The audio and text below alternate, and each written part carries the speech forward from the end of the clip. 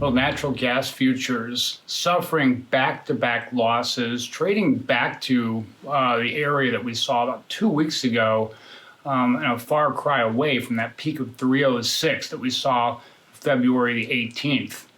Today's news, really weather recovery as it were, and it looks like short-term models tend to agree with one another right now.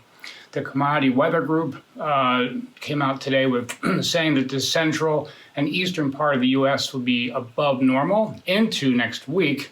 Maxar also came out early in the morning, above normal temperatures in the east, extending through and including March 8th. So just a 1 week extension was enough to get a back-to-back down move in natural gas.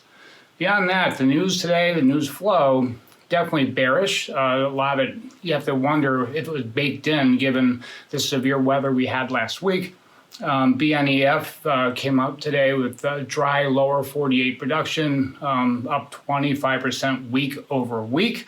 Demand in the lower 48 slips, down 28% week over week. And I know these numbers are big, but it really is a lot of it due to the large increase in usage last week in the South. Flows into export terminals year on year down 6%. And that's just off of last week's 5-month low. So a lot of this definitely bearish news, but many traders wondering how much was already baked into the market.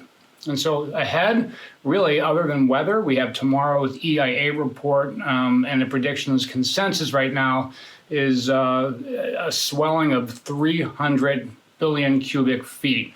And keep in mind, last week was a 9.5-month low.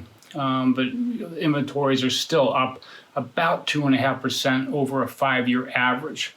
Also, numbers on production in the lower 48, about down 6.3% year over year. That's what people are looking for. And last but not least, we have rigs on Friday, Baker Hughes rig count.